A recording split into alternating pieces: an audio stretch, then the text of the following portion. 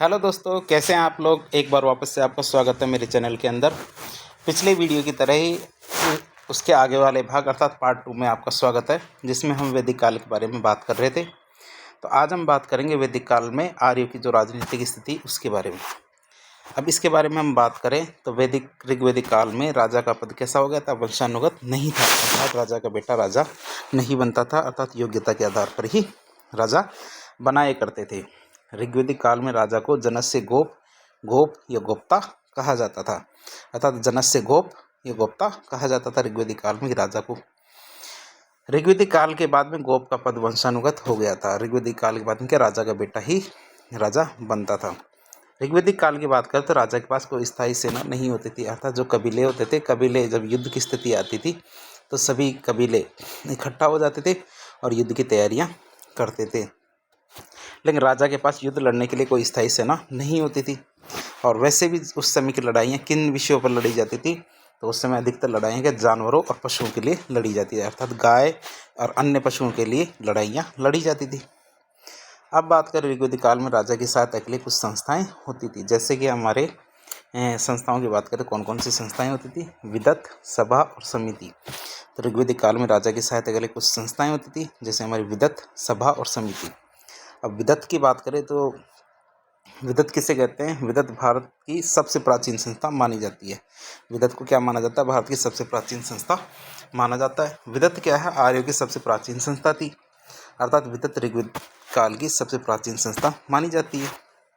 विदत क्या करती थी, जैसे कोई युद्ध हुआ कि जैसे कोई इन्होंने युद्ध किया और युद्ध के बाद उन्होंने इतना माल लूटा, तब इस लूट के माल में राजा का कितना हिस्सा होगा, किसका कितना हिस्सा होगा, तो उनके हिस्से करने का काम कौन करता था, विदत करता था। अर्थात विदत संस्था क्या करती है, लूट या धन के समान बंटवारे का कार्य करती थी। अर्थात लूट के बाद में जो भी सामान मिलता था युद्ध के बाद में, तो उनका बंटवारा करने का कार्य कौन करता था, विदत। अब ऋग्वेद की बात करें तो ऋग्वेद में विदत का उल्लेख सबसे ज़्यादा 122 बार हुआ है। विदत का उल्लेख सबसे ज़्यादा कितना हुआ है, 122 बार हुआ है ऋग्वेद में। विदत संस्था में स्त्री और पुरुष दोनों शामिल होते थे, स्त्री और पुरुष दोनों को शामिल किया जाता था विदत के अंदर। इसके बाद बात करते हैं सभा की। सभा की बात करें तो सभा संस्था में वरिष्ठ और कुलीन लोग शामिल होते थे। सभा संस्था में क्या थे, वरिष्ठ और कुलीन लोग शामिल होते थे। अर्थात ऋग्वैदिक काल में सभा वरिष्ठ और कुलीन लोगों का एक समूह माना जाता है। ठीक है, तो सभा क्या होती थी, जिसमें वरिष्ठ और कुलीन लोग शामिल होते थे। अर्थात ऋग्वैदिक काल में सभा वरिष्ठ और कुलीन लोगों का समूह था। ऋग्वेद में क्या सभा संस्था का उल्लेख कितनी बार किया गया, 8 बार किया गया। और हमने देखा था कि ऋग्वेद में जो विदत शब्द था ना, तो विदत शब्द का उल्लेख सबसे ज़्यादा कितना हुआ है, 122 बार हुआ है। और जबकि संस्था शब्द का उल्लेख कितनी बार, 8 बार हुआ है। तो इस तरह अपन उसको याद कर सकते हैं। तीसरा शब्द आता है हमारे संस्था। तीसरी संस्था कौन सी आती है, हमारी समिति। समिति के बारे में बात करें तो समिति ऋग्वैदिक काल की एक संस्था थी। समिति संस्था के जनप्रतिनिधियों का समूह थी। ऋग्वेद में समिति शब्द का संस्था का उल्लेख 9 बार किया गया। कितनी बार किया गया, संस्था का उल्लेख 9 बार किया गया। तो आप इसको याद रख सकते हैं। ऋग्वैदिक काल में समिति संस्था के प्रमुख प्रधान को क्या बोलते थे, ईशान कहा जाता था।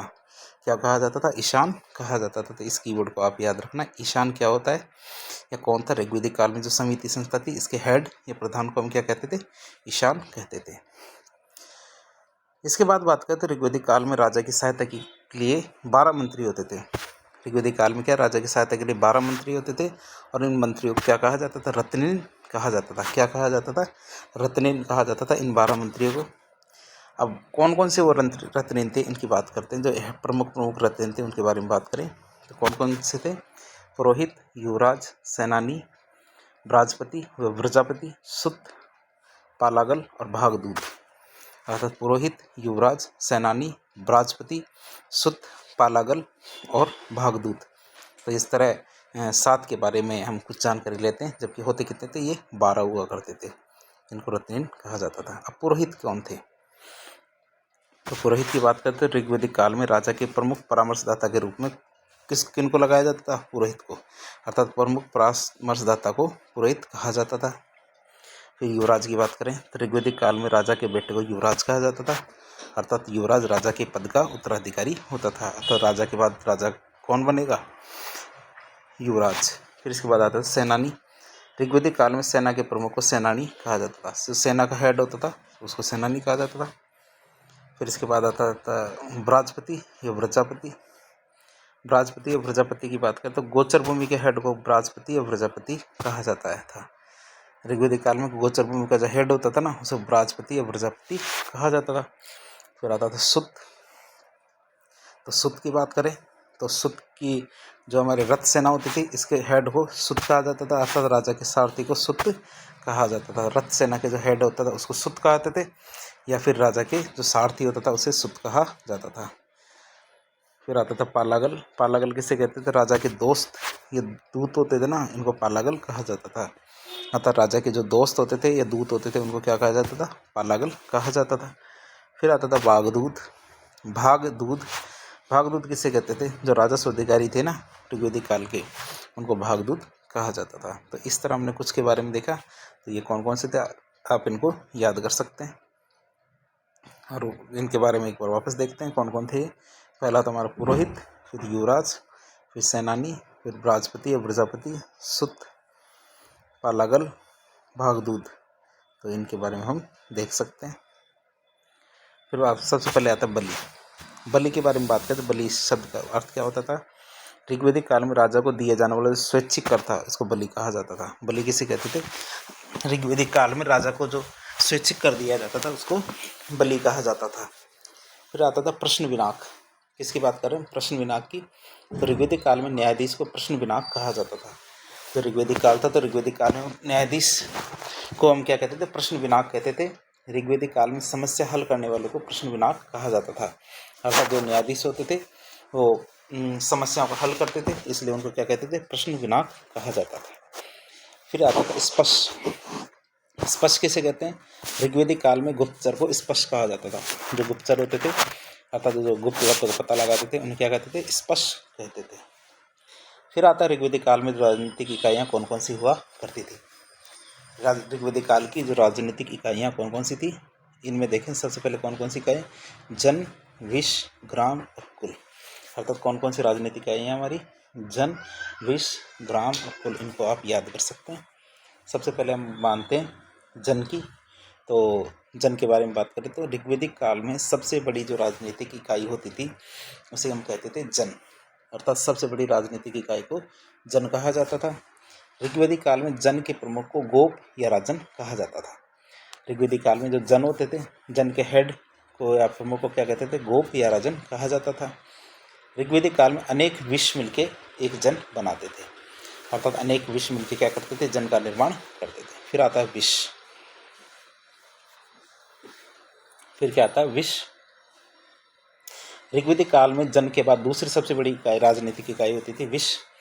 ऋग्वेदिक काल में विष के हेड को क्या बोलते थे? विषपति कहा जाता था। और ऋग्वेदिक काल में अनेक गांवों को मिला के विष बनता था। फिर आता ग्राम। ग्राम की बात करें तो विष के बाद तीसरी सबसे बड़ी इकाई थी राजनीतिक इकाई, कौन सी थी? ग्राम। ग्राम का जो हेड होता था उसे ग्रामणी कहते थे। और ऋग्वेदिक काल में अनेक परिवार मिलकर क्या करते थे? ग्राम बनाते थे। ठीक है, तो अनेक जो परिवार या कुल की बात करें तो कुल मिला के क्या करते थे? ग्राम बनाते थे। फिर कुल की बात करें तो ऋग्वेदिक काल में सबसे छोटी इकाई कौन सी थी? कुल। और बहुत सारे कुल मिलके कुलों के प्रमुख होते थे, उसे कुलप या गृहपति कहते थे। तो इस तरह हम चारों इकाइयाँ देख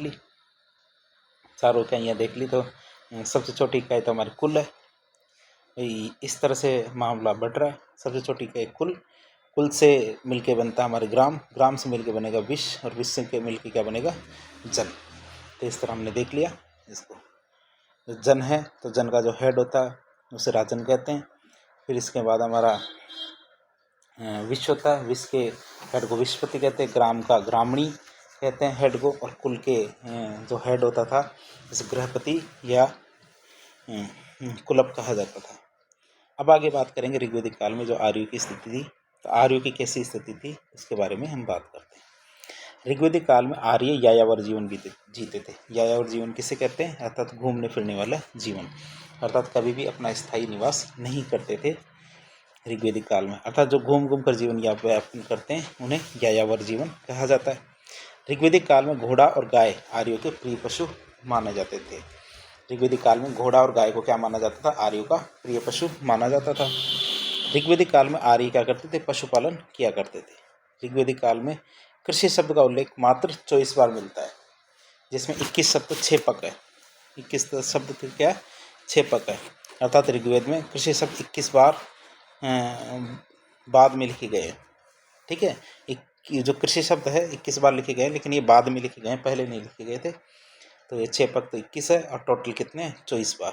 तो ऋग्वेद के ये शब्द है। आर्थिक प्रणाली के बारे में बात कर रहे थे ऋग्वेदिक काल की। ऋग्वेदिक काल में आर्यों में मुद्रा प्रणाली नहीं हुआ करती थी। ऋग्वेदिक काल में क्या? आर्यों में मुद्रा प्रणाली नहीं हुआ करती थी। तो क्या होता था फिर? ऋग्वेदिक काल में आर्यों में वस्तु विनिमय होता था, अर्थात एक वस्तु दी और उसके बदले में दूसरी वस्तु ली। तो इसी तरह किया जाता था, न कि इसमें कोई मुद्रा का प्रचलन था। फिर ऋग्वेदिक काल में आर्य थे जो व्यापार में निष्क नामक एक सोने का सिक्का होता था या सोने की मोहर होती थी, उसका प्रयोग करते थे। व्यापार में क्या करते थे? एक सोने का सिक्का होता था या मोहर होती थी, जिससे क्या कहते हैं? निष्क, उसका उपयोग किया करते थे।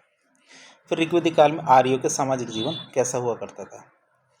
तो आर्यों के सामाजिक जीवन के बारे में बात करें तो ऋग्वेदिक काल में आर्यों में पितृसत्तात्मक संयुक्त प्रणाली होती थी।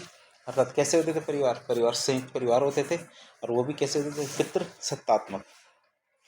फिर ऋग्वेदिक काल की बात करें तो ऋग्वेदिक काल में आर्यों में वर्ण व्यवस्था कैसी थी? कर्म आधारित है, अर्थात यह जन्म आधारित नहीं थी। ऋग्वेद में जो 10वां मंडल था उसमें पुरुष सूक्त में वर्ण व्यवस्था का वर्णन किया गया था। ऋग्वेदिक काल में आर्यों में जाति व्यवस्था और सामाजिक असमानता नहीं थी। ठीक है, तो जातिगत असमानता नहीं थी कि समान थे सभी के सभी चारों वर्ण आपस में, जो कर्म के आधार पर थे, जो जैसा काम करेगा उसको उसी वर्ण में डाला जाएगा। ऋग्वेदिक काल में महिलाओं की स्थिति अच्छी थी, अर्थात ऋग्वेदिक काल में महिलाओं को शिक्षा का अधिकार था। जैसे हमारी कोशा, सिक्ता, अपाला, लोपामुद्रा, ये सब क्या विदुषी महिलाएं थी उस समय की। जो ऋग्वेदिक काल था, तो ऋग्वेदिक काल की जो ये विदेशी महिलाएं थी, इंटेलिजेंट वुमेन्स थी। ऋग्वेदिक काल में विश्फला नाम की तो एक योद्धा भी हुआ करती थी, अर्थात महिलाएं क्षत्रिय भी हुआ करती थी, अर्थात युद्ध भी लड़ती थी। तो इस तरह हमने आर्थिक जीवन के बारे में देख रहे हैं। ये आर्थिक नहीं, ये सामाजिक स्थिति के बारे में देख रहे हैं, सॉरी। तो इसमें हम आगे बात करें सामाजिक के बारे में, तो दहेज प्रथा का कोई प्रचलन नहीं हुआ करता था ऋग्वेदिक काल में। ऋग्वेदिक काल में क्या? दहेज प्रथा का कोई प्रचलन नहीं था। ऋग्वेदिक काल में जो शादी था, तो शादी के समय जो उपहार दिए जाते थे दुल्हन को, उन्हें वहतु कहा जाता था। क्या कहते थे? उन्हें वहतु कहते थे। जो शादी के समय उपहार दिए जाते थे उसे वहतु कहते थे। ऋग्वेदिक काल में बाल विवाह का कोई उदाहरण नहीं मिलता। ऋग्वेदिक काल में क्या? बाल विवाह का कोई उदाहरण नहीं मिलता। पुनर्विवाह भी होते थे। किनका? विधवाओं का। विधवाओं का पुनर्विवाह भी होता था उस समय में। ऋग्वेदिक काल में नियोग प्रथा का प्रचलन था। ऋग्वेदिक काल में क्या था? नियोग प्रथा का प्रचलन था। अभी नियोग प्रथा क्या है?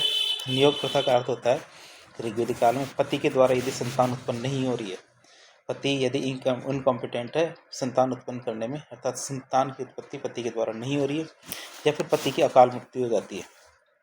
क्या होता है? पति की यदि अकाल मृत्यु हो जाती है तो पत्नी क्या करती है? अपने देवर या अन्य व्यक्ति से गर्भधारण करवा सकती थी। ठीक है, तो वह पत्नी क्या करती थी? अपने देवर या अन्य व्यक्ति से गर्भधारण करवा सकती थी। इस प्रथा को नियोग प्रथा कहते थे। और नियोग प्रथा की बात करते, ये केवल संतान प्राप्ति के लिए ही की जाती थी। नियोग प्रथा क्या थी? केवल संतान प्राप्ति के लिए ही की जाती थी, इसके अलावा नहीं। ऋग्वेदिक काल में जो महिलाएं शिक्षा के लिए बात करें, ऋग्वेदिक काल में जो महिलाएं शिक्षा के लिए कभी भी विवाह नहीं करती थी, उन महिलाओं को हम क्या कहते थे? अमाजु कहते थे। परीक्षा में कई बार पूछ लिया जाता है अमाजु किसे कहते हैं। तो वो महिलाएं जो जीवन भर केवल पढ़ाई करती थी और उस पढ़ाई के चक्कर में शादी नहीं करती थी, उन महिलाओं को क्या कहा जाता था? अमाजु कहा जाता था। ऋग्वेदिक काल में महिलाओं के साथ समान व्यवहार होता था। क्या होता था? ऋग्वेद में महिलाओं के साथ समान व्यवहार होता था। ऋग्वेदिक काल में अंतर्राष्ट्रीय विवाह भी होते थे, अर्थात इंटरनेशनल मैरिजेज भी होती थी। ऋग्वेद में दास या दासता का उल्लेख किया गया, अर्थात दासों के बारे में बताया गया है ऋग्वेदिक काल में। ऋग्वेदिक काल में आर्य कैसे होते थे? बुद्धिमान और योद्धा हुआ करते थे। ऋग्वेदिक काल में क्या? आर्य बुद्धिमान और योद्धा हुआ करते थे। तो आगे बात करें हम ऋग्वेदिक काल में क्या? आर्यों की जो धार्मिक स्थिति उनके बारे में बात करते हैं। हमने सामाजिक और आर्थिक, राजनीतिक इनके बारे में तो बात कर ली। अब धार्मिक स्थिति के बारे में बात करते हैं आर्यों की। तो आर्यों में बहुदेववाद, एकाधिदेववाद, एकेश्वरवाद, निर्गुण भक्ति, इनके बारे में बताया गया था, अर्थात वो इनके बारे में मानते थे। तो एक एक करके हम इनको देखते हैं। बहुदेववाद का अर्थ होता है कि ऋग्वेदिक काल में बहुत सारे देवताओं को माना जाता था, अर्थात एक देवता की पूजा नहीं की जाती थी, बहुत सारे देवताओं की पूजा की जाती थी। एकादि देववाद की बात करें हम तो ऋग्वेदिक काल में एकादि देववाद को मानते थे। एकादि देववाद की अवधारणा जर्मन दार्शनिक थी मैक्स मुलर, इसके द्वारा दी गई थी कि एक टाइम पे एक ही अधिक देवता को मानते, जैसे सोमवार को शंकर भाई एक आदमी बहुत सारे देवताओं को मानता है। एकादि देव का मतलब होता है कि एक आदमी जो बहुत सारे देवता को मानता है, जैसे शंकर भगवान को मानता है, हनुमान जी को मानता है, बृहस्पति भगवान को मानता है, सूर्य देव को मानता है, शनि भगवान को मानता है, तो इस तरह बहुत सारे भगवानों को मानता है। इसे तो एकादि देववाद करते हैं। लेकिन एक दिन में एक को ही मानता है, जैसे सोमवार को हम शंकर भगवान को मानेंगे, मंगलवार को हनुमान जी को मानेंगे, बुधवार को किसी को गणेश जी को मानेंगे, गुरुवार को बृहस्पतिवार का मानेंगे, शुक्रवार को जो हमारी सावित्री देवी है उनको मानेंगे, जो हमारे शनिवार को शनि देवता के, रविवार को सूर्य देवता। तो इस तरह हम मानते तो हैं लेकिन रोज एक को मानते हैं। हिस्ट्री का तो आगे बात करते हैं। तो इस तरह से है ना, जो एकादि देववाद का मतलब होता है एक से अधिक देवताओं का पूजा जाता है, लेकिन एक समय में एक ही देवता को पूजा जाता है। आगे बात करते हैं तो मैक्स मुलर क्या कहते थे। मैक्स मुलर के अनुसार ऋग्वेदिक काल में आर्य देश काल परिस्थिति के सापेक्ष एक देवता को प्रमुख मानते थे। क्या मानते थे? देश काल परिस्थिति के सापेक्ष एक देवता को प्रमुख मानते थे, अतः अन्य देवता को वो छोटा या गौण मानते थे। भाई एक दिन या एक टाइम पे एक ही देवता को माना जाता था, उस समय दूसरे देवता छोटे माने जाते थे। अर्थात एक दिन एक ईश्वर के सबसे प्रमुख मानते थे, अन्य देवता को उस दिन कम महत्वपूर्ण मानते थे, बल्कि दूसरे दिन उससे भी हो सकता है इम्पोर्टेंट मानते हैं। फिर एकेश्वरवाद की बात करें तो ऋग्वेदिक काल में आर्यों के अनुसार एक ईश्वर के अस्तित्व पर विश्वास करने के लिए कहा गया था। ऋग्वेदिक काल में क्या किया गया है? आर्यों के अनुसार एक ईश्वर के अस्तित्व पर विश्वास करो, ये माना गया था। फिर बात करें तो भक्ति की, चौथा निर्गुण भक्ति के बारे में बताया गया। किसके बारे में बताया गया? निर्गुण भक्ति के बारे में। ऋग्वेदिक काल में आर्यों में निर्गुण भक्ति की अवधारणा भी थी। क्या थी? निर्गुण भक्ति की अवधारणा थी आर्यों में। और ऋग्वेदिक काल की बात करें तो इसमें किन किन देवताओं को पूजा जाता था? ये एक तो धोष, इंद्र देवता, अग्नि देवता, वरुण देवता और पुष्ण देवता। तो इस तरह ऋग्वेदिक काल में बहुत सारे देवता थे, जिनमें किन किन को गिना जाता है? हमारे धोष, इंद्र देवता, अग्नि देवता, वरुण देवता, पुष्ण, इन देवताओं की पूजा की जाती है। तो एक एक करके देखते हैं देवताओं के बारे में, कौन कौन से देवता है। धोष, धो देवता, तो इनकी बात करते हैं। सबसे प्राचीन भगवान या देवता को घोष या धो कहते थे। इंद्र देवता की बात करें तो ऋग्वेदिक काल का सबसे महत्वपूर्ण देवता कौन सा था? इंद्र। ऋग्वेदिक काल का सबसे महत्वपूर्ण देवता था इंद्र अपना। फिर आते हैं हमारे इंद्र को युद्ध और वर्षा का देवता माना जाता है। इंद्र को क्या मानते थे? युद्ध और वर्षा का देवता माना गया है। अग्नि देवता की बात करें तो ऋग्वेदिक काल का दूसरा सबसे महत्वपूर्ण देवता था हमारा अग्नि देवता। अग्नि देवता को मध्यस्थ या दूत की संज्ञा दी गई, अर्थात ईश्वर और मनुष्य के बीच में संवाद स्थापित करने का या फिर मध्यस्थ के रूप में किसे माना जाता था? अग्नि देवता को। फिर आता है वरुण देवता। वरुण देवता को क्या माना गया? ऋग्वेदिक काल का तीसरा सबसे महत्वपूर्ण देवता था वरुण। ऋग्वेदिक काल में भगवान वरुण को ऋत का नियामक या फिर ऋत को नियंत्रित करने वाला माना गया है। इस जगत की जो भौतिक, नैतिक और कर्मकांडी प्रणाली है, इसको ऋग्वेद में ऋत कहा गया है। तो इस जगत की जो भौतिक, नैतिक और कर्मकांडी प्रणाली है ना, इसको ऋग्वेद में क्या कहा गया है? ऋत कहा गया है। आर्यों की बात करें तो आर्यों के अनुसार भगवान वरुण 1000 सोने के स्तंभों वाले महल में रहता था। वरुण क्या था? 1000 सोने के स्तंभ थे ना, उस महल में रहता था। फिर पुष्ण की बात करें तो ऋग्वेदिक काल में पशुओं का देवता कौन था? पुष्ण। अर्थात जिनको पशु या फिर जो बिल्कुल निकृष्ट लोग थे वो पूजते थे, वो कौन सा था? हमारा पुष्ण। फिर यज्ञ की बात करें, ऋग्वेदिक काल में कौन कौन से यज्ञ किए जाते थे? यज्ञ के बारे में बात करें तो वैदिक काल में यज्ञ, ऋग्वेदिक काल में अनुष्ठान और यज्ञ बहुत आसान या सरल हुआ करते थे। ऋग्वेदिक काल में परिवार का जो मुखिया होता था वही यज्ञ कर सकता था। और कौन से देवताओं की पूजा की जाती थी? तो उस समय पुरुष देवता होते थे ना, जैसे हमारे वरुण, इंद्र, हमारे जो वरुण है, इंद्र है, पुष्ण है, तो अग्नि देवता, तो इनकी ही पूजा की जाती थी। ऋग्वेदिक काल में देवता 3 तरह के होते थे। एक तो हमारे आकाश का देवता, एक वायुमंडल का देवता और एक पृथ्वी के देवता। तो 3 तरह के देवता होते हैं। अब तो केवल पति देवता रह गए, बाकी सब देवता गौण हो गए हैं धरती पर। सॉरी, जस्ट चौक। आकाश के देवता की बात करें तो ऋग्वेदिक काल में सूर्य, वरुण और मित्रा, घोष, इन चारों को क्या कहा गया है? आकाश के देवता माने गए। मतलब सूर्य, वरुण, मित्र और घोष, इन चारों को क्या माना गया है? आकाश के देवता माना गया है। वायुमंडल की बात करें तो वायुमंडलीय देवता कौन कौन से हमारे? वायुमंडलीय देवता हमारे इंद्र, वायु, मारुति। इंद्र, वायु, मारुति, इनको क्या माना गया है? वायुमंडलीय देवता माना गया है। तो हमारे पृथ्वी की देवता की बात करें तो ऋग्वेदिक काल में सोम, पृथ्वी, अग्नि, ये सब क्या पृथ्वी के देवता माने गए हैं। तो तीनों देवता के बारे में आपको पता होना चाहिए। जो आकाश के देवता है ये हमारे सूर्य, वरुण, मित्र और घोषा है। वायुमंडलीय देवता हमारे इंद्र, वायु और मारुति है। और पृथ्वी के देवता कौन कौन से हैं? सोम, पृथ्वी और अग्नि। तो ये सब क्या है? पृथ्वी के देवता है।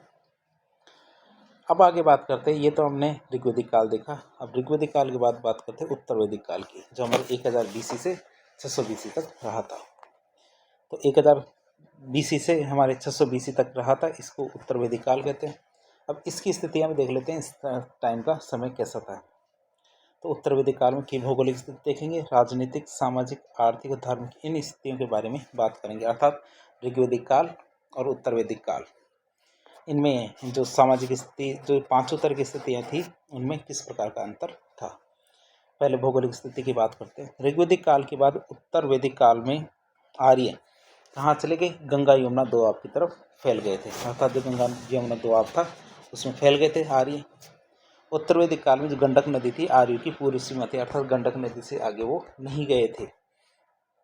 जो हमारे शतपथ ब्राह्मण है उनके अनुसार राजा विदेद, जो राजा विदेद थे, तो राजा विदेद माधव अर्थात तथा विदेद माधव का जो पुरोहित था गौतम राहुगुणा सदानीरा नदी गंडक तक पहुँचे थे। अर्थात वे कैसे पता चला कि गंडक नदी की उनकी पूर्व सीमा थी? तो उनका जो राजा था ना विदेद माधव, और उनका जो पुरोहित था विदेद माधव का पुरोहित कौन? गौतम राहुगुणा।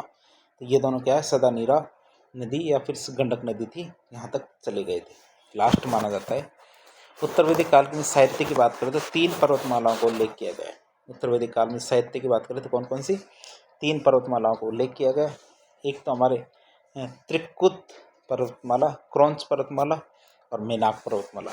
त्रिकुद पर्वतमाला, क्रौंच पर्वतमाला जिसको केंज भी कहते हैं, और मेनाक पर्वतमाला भी इन्हें कहेंगे। तो 3 पर्वतमालाओं का उल्लेख है किसमें? हमारे उत्तर वैदिक काल के साहित्य। अब राजनीतिक स्थिति के बारे में बात करें उत्तर वैदिक काल की, तो उत्तर वैदिक काल की राजनीतिक स्थिति के बारे में बात करें तो इसमें क्षेत्रगत साम्राज्य का गठन हो गया था, अर्थात धीरे धीरे साम्राज्य का गठन होने लग गया था।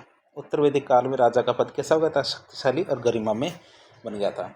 पहले क्या वंशानुगत नहीं हुआ करता था, लेकिन अब शक्तिशाली और गरिमा में भी बन गया था। उत्तर वैदिक काल में विदत का कहीं भी उल्लेख नहीं किया गया, अर्थात विदत संस्था को समाप्त कर दिया गया था उत्तर वैदिक काल में। उत्तर वैदिक काल में सभा और समिति भी शक्तिशाली नहीं रहे थे। सभा और समितियों को शक्तिशाली नहीं छोड़ा गया था, अर्थात शक्तिशाली नहीं रहे। अथर्ववेद में सभा और समिति को प्रजापति की 2 पुत्रियां बताया गया है। अथर्ववेद में क्या कहा गया है कि सभा और समिति को क्या कहा गया है? 2 पुत्रियां कहा गया है। किसकी? प्रजापति की। अर्थात प्रजापति की 2 पुत्री किसे कहा गया? सभा और समिति को। परीक्षा में कई बार पूछा गया है इसके बारे में कि प्रजापति की 2 पुत्रियां किन्हें कहा गया? सभा और समिति को। उत्तर वैदिक काल की बात करें तो राजा को जो टैक्स दिया जाता था उसे बलि कहा जाता था। ठीक है, ये बलि का बकरा, अर्थात ये टैक्स देगा। तो बलि किसे कहते थे? राजा को दिए जाने वाले टैक्स को। फिर इसके बाद बात करें तो उत्तर वैदिक काल में राजा के पास कोई स्थायी सेना नहीं होती थी। उत्तर वैदिक काल में क्या? राजा के पास कोई स्थायी सेना नहीं हुआ करती थी। उत्तर वैदिक काल में राजा को कई उपाधियों से अब नवाजा जाता था, जैसे मान लो विराट, सम्राट, एकराट, स्वराट, भोज। तो इस तरह से बहुत सारी उपाधियां दी जाती थी किसको? राजा को। वैसे उत्तर वैदिक काल में राजा कई प्रकार के यज्ञ भी किया करते थे। कौन कौन से यज्ञ है जो राजा किया करते थे? जैसे हमारे है राजसूय यज्ञ, अश्वमेध यज्ञ, वाजपेयी यज्ञ। नाम में अश्व है तो इसमें घोड़ा प्रयोग किया जाता है। तो एक एक करके इन यज्ञों के बारे में जानकारी लेते हैं कि यज्ञ क्या है, कैसे से होते हैं ये। तो सबसे पहले राजसूय यज्ञ की बात करें, उत्तर वैदिक काल में राजसूय यज्ञ राज्याभिषेक समारोह के समय किया जाता था। अर्थात जब कोई नया राजा बनता था या युवराज को राजा बनाया जाता था तो उस समय क्या राज्याभिषेक समारोह होता था, और उस दौरान क्या राजसूय यज्ञ किया जाता था। राजसूय यज्ञ की बात करें तो इस दौरान के खेतों की जुताई किया करते थे, अर्थात राजसूय यज्ञ के दौरान क्या राजा हल चलाया करता था। राजसूय यज्ञ के दौरान राजा के जो रत्नेन या मंत्री होते थे उनके द्वारा राजा को भोज के लिए भी आमंत्रित किया जाता था। और राजसूय यज्ञ के दौरान ही राजा जनक को सीता माता खेतों के अंदर मिली थी हल जोतते समय। तो राजसूय यज्ञ था जो उसी के दौरान मिली थी सीता माता हमारी राजा जनक को। फिर अगला यज्ञ आता हमारा अश्वमेध यज्ञ। अश्वमेध यज्ञ की बात करते हैं, ये साम्राज्यवादी यज्ञ था, अर्थात अश्वमेध यज्ञ को करने का मुख्य उद्देश्य क्या होता था, साम्राज्य का विस्तार करना। तो इसमें क्या करते थे, एक घोड़ा होता था, उस पर एक तख्ती या एक प्रकार का सूचना लगा दी जाती थी कि यह इस राजा का घोड़ा है और इस राजा ने अश्वमेध यज्ञ करने के बाद इस घोड़े को छोड़ा है। और ये घोड़ा दौड़ते दौड़ते जिस भी क्षेत्र में चला जाएगा वह क्षेत्र क्या है, राजा का माना जाएगा। और यदि कोई भी विरोध करता है तो उसे राजा से युद्ध करना पड़ेगा। तो इस प्रकार अश्वमेध यज्ञ किया जाता था। फिर आता था हमारा वाजपेयी यज्ञ। कौन सा यज्ञ, तीसरा यज्ञ आता था हमारा वाजपेयी यज्ञ। तो वाजपेयी यज्ञ क्या था कि वाजपेयी यज्ञ में राजा खेल गतिविधियों का आयोजन करता था। क्या करता था, खेल गतिविधियाँ होती थी उनका आयोजन करता था। वाजपेयी यज्ञ में राजा खुद रथ दौड़ में भाग लेता था और राजा ही हमेशा जीतता था। ये तो क्लियर सी बात है, राजा के सामने दौड़ेगा और राजा को कोई हरा दे, इतना आसान काम नहीं तो उसको बलि देनी पड़ेगी, अर्थात उसे टैक्स देना पड़ सकता है। तो ऐसा कुछ नहीं था वैसे, क्योंकि राजा हमेशा एक बलिष्ठ व्यक्ति होता था, इसलिए राजा हमेशा इस तरह के जो खेल होते थे, घुड़दौड़, तो इस तरह की दौड़े होती थी, उसके अंदर राजा ही जीता था। राजा प्रैक्टिस भी खूब किया करते थे। फिर राजा उत्तर वैदिक काल की बात करें तो उस समय की सामाजिक स्थिति के बारे में बात करते हैं, अर्थात समाज कैसा था। उत्तर वैदिक काल में पितृसत्तात्मक संयुक्त परिवार हुआ करते थे। उत्तर वैदिक काल में क्या, पितृसत्तात्मक संयुक्त परिवार हुआ करते थे। उत्तर वैदिक काल में समाज को 4 वर्णों में बांटा गया था, जैसे तुम्हारे ब्राह्मण, क्षत्रिय, वैश्य और शूद्र। ब्राह्मण, क्षत्रिय, वैश्य और शूद्र 4 समाज के वर्ण थे। इसके बाद जन्म के आधार पर वर्ण व्यवस्था शुरू हुई थी। जन्म के आधार पर क्या, वर्ण व्यवस्था को शुरू किया गया था। उत्तर वैदिक काल में कुल और गोत्र शब्द का उल्लेख किया गया। उत्तर वैदिक काल में क्या, कुल और गोत्र शब्द का उल्लेख किया गया। और शुरुआत की बात करें तो कुल और गोत्र शब्द की शुरुआत भी उत्तर वैदिक काल में हुई थी, अर्थात यह किस कुल का है और इसका क्या गोत्र है। तो ये शुरुआत कब से मानी जाती है, उत्तर वैदिक काल से। उत्तर वैदिक काल में सामाजिक समानता असमानता नहीं थी। उत्तर वैदिक काल में क्या, सामाजिक असमानता नहीं थी। उत्तर वैदिक काल में ब्राह्मणों को प्रतीकात्मक सर्वोच्चता दी गई थी, लेकिन जाति में क्या है, वर्ण में क्या है, जो हमारे ब्राह्मण था उसको प्रतीकात्मक सर्वोच्चता अर्थात इंटेलिजेंसी के कारण उनको सर्वोच्च माना गया था चारों वर्णों में। उत्तर वैदिक काल में क्षत्रियों का अधिशेष उत्पादन का अधिकार था। यदि किसी भी व्यक्ति के द्वारा अधिशेष उत्पादन होता है, जैसे फसलों के कृषि के अंदर हो, चाहे किसी भी तरह के उत्पादन में यदि अधिक उत्पादन होता था तो सारे अधिक उत्पादन किसके पास जाता था, क्षत्रियों के पास। उत्तर वैदिक काल में ब्राह्मणों को अदायी कहा जाता था, अर्थात ब्राह्मणों से किसी भी प्रकार का टैक्स नहीं लिया जाता था। यह आपको याद होना चाहिए, अदायी का अर्थ होता है कि ब्राह्मणों से किसी प्रकार का टैक्स नहीं लिया जाता था। उत्तर वैदिक काल की बात करें तो उत्तर वैदिक काल में क्षत्रियों को बलिहर कहा जाता था, अर्थात कि बलि लेने का अधिकार किनके पास है, क्षत्रियों को पास। उत्तर वैदिक काल में वैश्य को अनस्य बलिकृत कहा गया है। वैश्य को क्या, अनस्य बलिकृत कहा जाता है, अर्थात कि पहले तो क्षत्रिय को बलिहर का अर्थात टैक्स लेने का हक किसके पास है, क्षत्रिय को। वैश्य को अनस्य बलिकृत कहा गया, अर्थात टैक्स देने का फर्ज किसका है, वैश्य का। और उत्तर वैदिक काल में शूद्र को क्या है, अनुस्य प्रेष्य कहा गया, अर्थात जिसका कार्य क्या होता है, केवल सेवा करना। सेवा करने का कार्य किसका होता है, शूद्र का।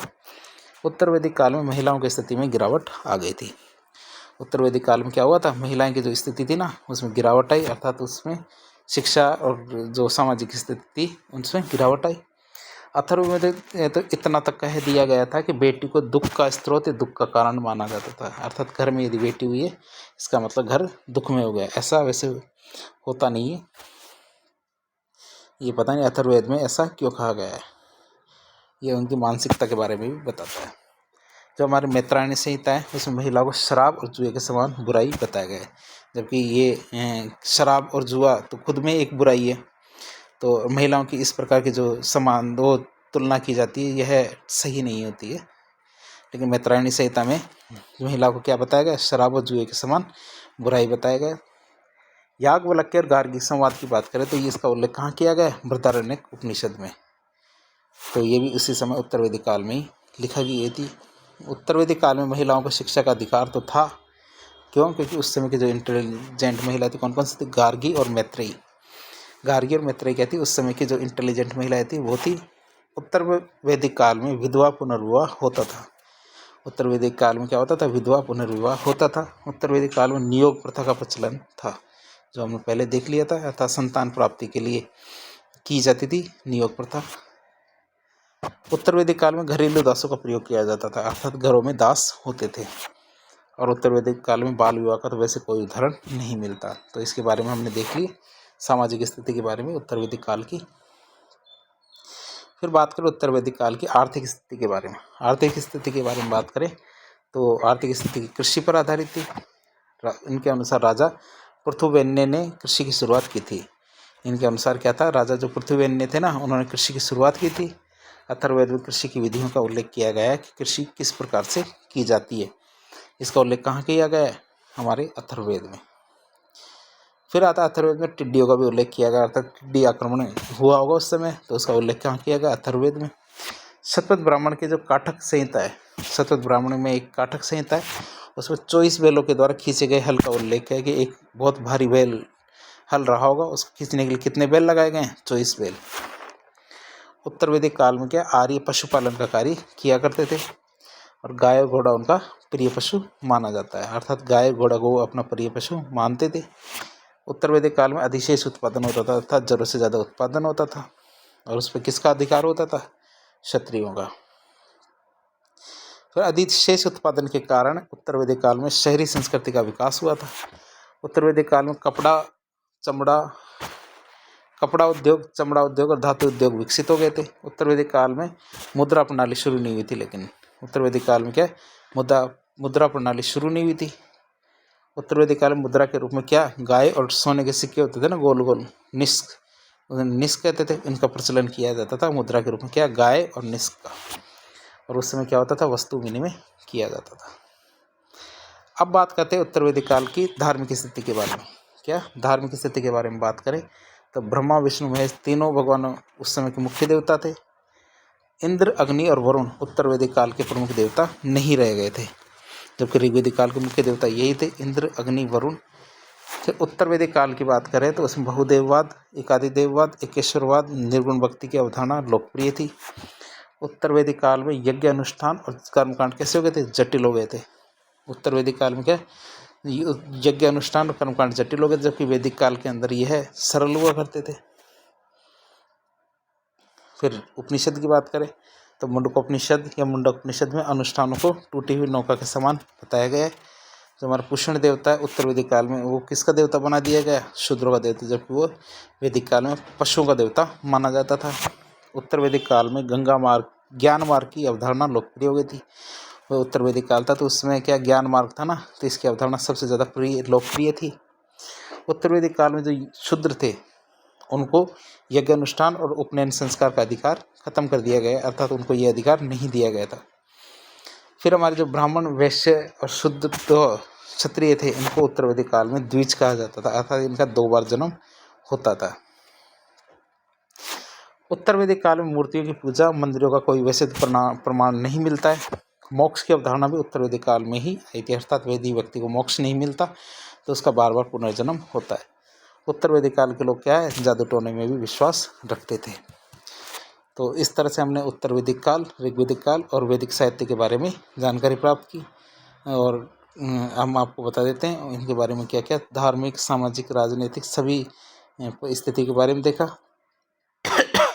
वैदिक साहित्य के बारे में देखा तो, और स्त्रियों की, महिलाओं की, बच्चों की बाल विवाह और किस प्रकार का व्यापार होता था, कृषि, तो जीवन किस प्रकार जिया करते थे, तो इन सब के बारे में, सभी पहलुओं के बारे में हमने देखा। तो इस प्रकार के इन्फॉर्मेटिव वीडियोस देखने के लिए हमारे चैनल से जुड़े, और साथ ही हमारे जो जितने भी वीडियोस हैं पहले अपलोड किए गए हैं इनको भी आप देखें। यदि आपको वीडियोस में किसी प्रकार की कोई कमी लगती है तो कमेंट बॉक्स के माध्यम से हमें बताएं, ताकि हम उनको भविष्य में सुधार सकें। तो चैनल को सब्सक्राइब करें, वीडियो पसंद आया तो लाइक करें और अपने दोस्तों के साथ शेयर करें। धन्यवाद।